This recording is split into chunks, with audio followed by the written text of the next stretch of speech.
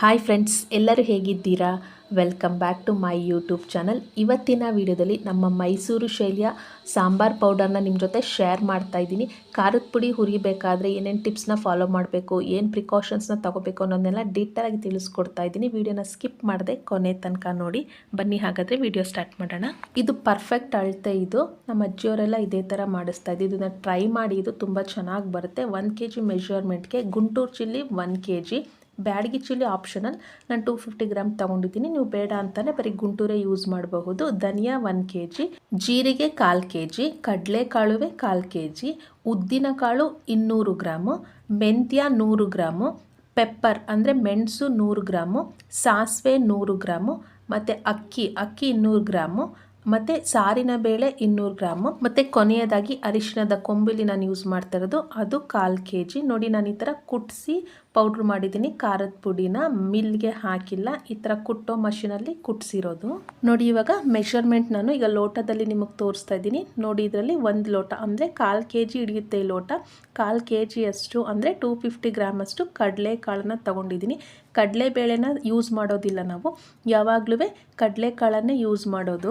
ನಮ್ಮ ಮೈಸೂರು ಕಡೆ ಎಲ್ಲ ಈ ಥರ ಕಡಲೆಕಾಳನ್ನೇ ಯೂಸ್ ಮಾಡೋದು. ನಮ್ಮ ಹಳೆ ಪದ್ಧತಿ ಹೇಗಿತ್ತು, ನಮ್ಮ ಅಜ್ಜಿಯಂದಿರು ಹೇಗೆ ಮಾಡ್ತಾಯಿದ್ರು ಅದೇ ಥರ ನಾನಿಲ್ಲಿ ತೋರಿಸ್ತಾ ಇದ್ದೀನಿ ನಿಮಗೆ. ಕಡಲೆಕಾಳನ್ನು ಬಿಸಿ ಮಾಡ್ತಾ ಇದ್ದೀನಿ ಲೋ ಫ್ಲೇಮಲ್ಲಿ, ಅಂದರೆ ದಪ್ಪ ತಳದ ಪಾತ್ರೆ ಇಟ್ಕೊಂಡು ಕಡಿಮೆ ಉರಿಯಲ್ಲಿ ಉರಿತಾ ಇದ್ದೀನಿ. ನಿಮ್ಗಲ್ಲಿ ಗೊತ್ತಾಗುತ್ತೆ ಕಡಲೆಕಾಳು ಒಂದೊಂದು ಬಾಯಿ ಬಿಟ್ಟಿದೆ ಅಂದರೆ ಸಿಡಿಯುತ್ತೆ ಅಂತಾರೆ. ಅಷ್ಟು ಬಿಸಿ ಆಗಬೇಕು. ಅಷ್ಟು ಬಿಸಿ ಆದರೆ ಅದು ಚೆನ್ನಾಗಿ ಬರುತ್ತೆ ಖಾರದ ಪುಡಿ. ಅದಾಯಿತು. ಅದಾದಮೇಲೆ ನೋಡಿ, ನಾನಿಲ್ಲಿ ಉದ್ದಿನ ಕಾಳನ್ನು ತಗೊಳ್ತಾ ಇದ್ದೀನಿ. ನಾನಿಲ್ಲಿ ಬೇಳೆ ಯೂಸ್ ಮಾಡ್ತಾ ಇಲ್ಲ, ನಿಮ್ಗೆ ಮೊದಲೇ ಹೇಳ್ದಂಗೆ ಉದ್ದಿನ ಕಾಳನ್ನು ಯೂಸ್ ಮಾಡ್ತಾ ಇರೋದು. ಉದ್ದಿನ ಕಾಳನ್ನು ನಾನು 200 ಗ್ರಾಮ್ ಅಂದರೆ 1/4 ಲೋಟದಷ್ಟು ತೊಗೊಂಡಿದ್ದೀನಿ. ಫ್ರೈ ಆಯಿತು. ನೋಡಿ, ಇವಾಗ ಕಡಲೆಕಾಳು ಹಾಕಿದ್ನಲ್ಲ, ಅದಕ್ಕೇ ಉದ್ದಿನ ಕಾಳನ್ನು ಹಾಕ್ತಾ ಇದ್ದೀನಿ. ನೋಡಿ, ನೆಕ್ಸ್ಟ್ ಇವಾಗ ನಾನು ಚೆನ್ನಾಗಿ ಬೇಳೆ ಹಾಕ್ತಾ ಇದ್ದೀನಿ. ನೀವಿಲ್ಲ ಅಂತಂದರೆ ಮಾಮೂಲಿ ಬೇಳೆನೂ ಹಾಕಬಹುದು. ಅದು ಅಷ್ಟೇ 200 ಗ್ರಾಮ್ ಅಷ್ಟು ಹಾಕ್ಕೊಂಡು ಲೋ ಫ್ಲೇಮಲ್ಲಿ ಅದು ಫ್ರೈ ಮಾಡ್ತಾ ಇದ್ದೀನಿ. ಬಾಣಲಿ ಸ್ವಲ್ಪ ಬಿಸಿ ಇರೋದ್ರಿಂದ ಫಸ್ಟು ಸ್ವಲ್ಪ ಲೇಟ್ ಆಗುತ್ತೆ, ನೆಕ್ಸ್ಟು ಬೇಗ ಆಗಿಬಿಡುತ್ತೆ. ನೋಡಿ, ನೆಕ್ಸ್ಟ್ ನಾನು ಮೆಂತ್ಯನ ಫ್ರೈ ಮಾಡ್ಕೊಳ್ತಾ ಇದ್ದೀನಿ. 2 ಹಿಡಿಯಷ್ಟು ಮೆಂತ್ಯ ಇದೆ. 1/4 ಲೋಟದಷ್ಟು ಮೆಂತ್ಯ ತೊಗೊಂಡಿದ್ದೀನಿ. 100 ಗ್ರಾಮ್ ಮೆಷರ್ಮೆಂಟ್ ಎಲ್ಲ ಮೊದಲೇ ನಿಮಗೆ ತಿಳಿಸ್ಕೊಟ್ಟಿದ್ದೀನಿ.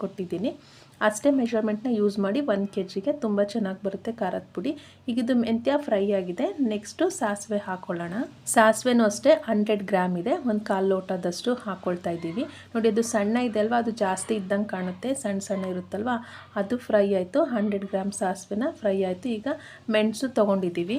ಮೆಣಸನ್ನು ಇಲ್ಲಿ 1/4 ಲೋಟ ಅಂದರೆ 100 ಗ್ರಾಮ್ ಅಷ್ಟು ತೊಗೊಂಡಿದ್ವಿ. ಲೋಟದ ಅಳತೆಯಲ್ಲಿ ಹೇಳೋದಾದರೆ 100 ಗ್ರಾಮ್ ಅಷ್ಟು ಮೆಣಸು ತೊಗೊಂಡು ಇದು ಫ್ರೈ ಆಯಿತು. ನೆಕ್ಸ್ಟ್ ನಾವು ಜೀರಿಗೆನ ಫ್ರೈ ಮಾಡ್ಕೊಳ್ಳೋಣ. ಜೀರಿಗೆ 1/4 kg ಅಂದರೆ 250 ಗ್ರಾಮ್ ತೊಗೊಂಡಿರೋದ್ರಿಂದ ಅದನ್ನು ಫ್ರೈ ಮಾಡ್ಕೊಳ್ಳೋಣ. ಅದು ಲೋಟದ ಅಳತೆಯಲ್ಲಿ ಅಂದರೆ ಅದು ಜಾಸ್ತಿ ಬರುತ್ತೆ. ಅಲ್ಲಿ ಅಂಗಡಿಲಿ ಅದನ್ನು 250 ಗ್ರಾಮ್ ತೊಗೊಂಡು ಬಂದಿದ್ದೀನಿ. 1/4 kg ಅಷ್ಟು ನೀವು ಇದಕ್ಕೆ ಯೂಸ್ ಮಾಡಬೇಕಾಗುತ್ತೆ. 1 kg ಖಾರದ ಪುಡಿಗೆ ನೀವು 1/4 kg ಜೀರಿಗೆ ಹಾಕಬೇಕು.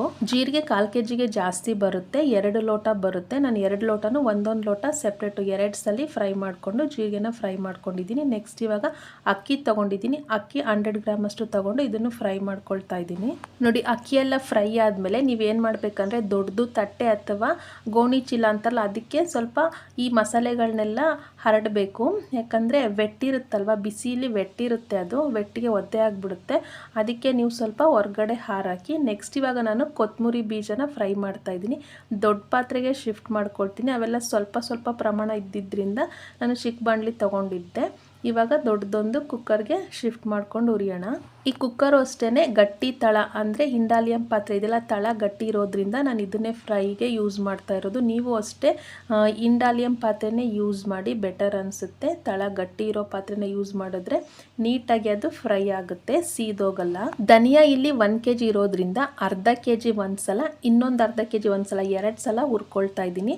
ಮತ್ತು ಇದು ಬಿಸಿಗೆ ಕೆಳಗಡೆ ಅಲ್ಲಿ ನೀರಿನಂಶ ಉಳ್ಕೊಂಡ್ಬಿಡುತ್ತೆ. ಹಾಗಾಗೋಕೆ ಬಿಡಬೇಡಿ. ನೀವು ಕೆಳಗಡೆ ಏನಾದ್ರು ಚೀಲ ಅಥವಾ ತಟ್ಟೆ ಹಾಕಿ ಹರಡಬೇಕು. ಚೆನ್ನಾಗಿ ಅದು ಗಾಳಿಲಿ ಅದು ಹಾರಬೇಕು. ವೆಟ್ಟಂಶ ಕೆಳಗಡೆ ನಿಲ್ಲಬಾರ್ದು. ಮೆಣಸಿನ್ಕಾಯಿ ಆಗಲಿ ಕೊತ್ತಂಬರಿ ಆಗಲಿ ನೀವು ಹುರಿದಿದ್ದೀರಲ್ಲ ಸಾಂಬಾರ, ಅವೆಲ್ಲವೇ ವೆಟ್ಟಂಶ ಕೆಳಗಡೆ ಇರಬಾರ್ದು. ಹಾಗೆ ನೀವು ಮೇಂಟೈನ್ ಮಾಡಬೇಕು. ಅರ್ಥ ಆಗಿದೆ ಅಂದ್ಕೊಳ್ತೀನಿ. ಏನಾದರೂ ಡೌಟ್ ಇದ್ದರೆ ಕಮೆಂಟ್ ಬಾಕ್ಸಲ್ಲಿ ತಿಳಿಸಿ. ನೀವು ಖಾರದ ಪುಡಿ ಮಾಡಿಸ್ಬೇಕಾದ್ರೆ ಮೆಣಸಿನ್ಕಾಯಿನ ನೀವು ಲಾಸ್ಟಲ್ಲಿ ಫ್ರೈ ಮಾಡಿ, ಯಾಕೆಂದರೆ ಘಾಟ್ ಬಂದುಬಿಡುತ್ತೆ ಮನೇಲಿ, ಅವಾಗ ಉರಿಯೋಕ್ಕಾಗೋದಿಲ್ಲ. ಅದಕ್ಕೋಸ್ಕರ ಮೆಣಸಿನ್ಕಾಯಿನ ಲಾಸ್ಟಲ್ಲಿ ಫ್ರೈ ಮಾಡಬೇಕು ನೀವು. ನೋಡಿ, ನೆಕ್ಸ್ಟ್ ಇವಾಗ 1/4 kg ಅರಿಶಿನ ತೊಗೊಂಡು ಈಗ ಫ್ರೈ ಮಾಡ್ತಾ ಇದ್ದೀವಿ ನೋಡಿ. ಅದನ್ನು ಸ್ವಲ್ಪ ಮೆತ್ತಗೆ ಕುಟ್ಕೊಂಡು ಪುಡಿ ಮಾಡ್ಕೊಂಡು ಇವಾಗ ಫ್ರೈ ಮಾಡ್ತಾ ಇರೋದು.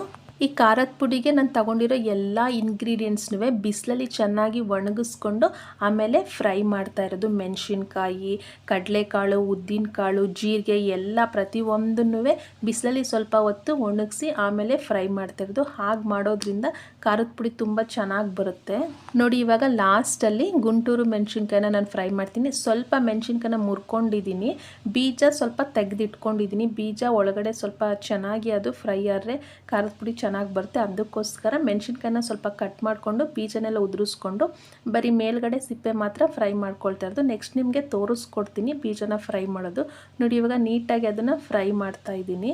ಮೆಣಸಿನ್ಕಾಯಿ ಎಲ್ಲ ಫ್ರೈ ಆದಮೇಲೆ ಬ್ಯಾಡಗಿ ಮೆಣಸಿನ್ಕಾಯಿನ ಫ್ರೈ ಮಾಡೋಣ. ಹಿಂದಿನ ಕಾಲದಲ್ಲಿ ನಮ್ಮ ಅಜ್ಜಿಯವರೆಲ್ಲ ಬ್ಯಾಡಗಿ ಮೆಣಸಿನ್ಕಾಯಿನ ಯೂಸ್ ಮಾಡ್ತಿರ್ಲಿಲ್ಲ.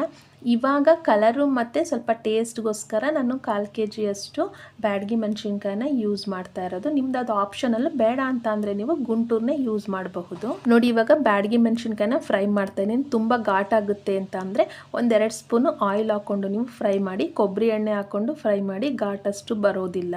ಕಡಲೆಕಾಳು, ಉದ್ದಿನಕಾಳು, ಮೆಂತ್ಯ, ಜೀರಿಗೆ ಮತ್ತು ಕೊತ್ತಂಬರಿ ಎಲ್ಲ ಎಷ್ಟು ಫ್ರೈ ಮಾಡಬೇಕು ನಮಗೆ ಗೊತ್ತಾಗ್ತಿಲ್ಲ ಅನ್ನೋರಿಗೆ ಒಂದು ಟಿಪ್ಸ್ ಹೇಳ್ತೀನಿ. ನೀವು ಉರಿಯುವಾಗ ಇನ್ನೇನು ಹುರಿದಾಯ್ತು ಅನ್ನುವಾಗ ಒಂದು ಕಾಳನ್ನ ತೆಗೆದು ಬಾಯಿಗೆ ಹಾಕ್ಕೊಂಡು ನೋಡಿ.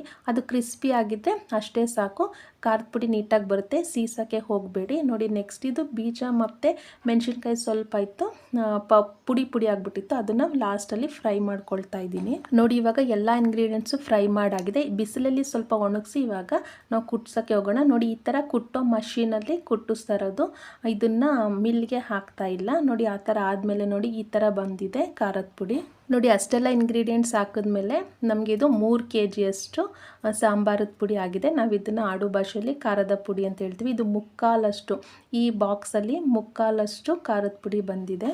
ಈ ಬಾಕ್ಸಲ್ಲಿ ಅರ್ಧ ಬಾಕ್ಸ್ಗಿಂತ ಸ್ವಲ್ಪ ಜಾಸ್ತಿನೇ ಬಂದಿದೆ.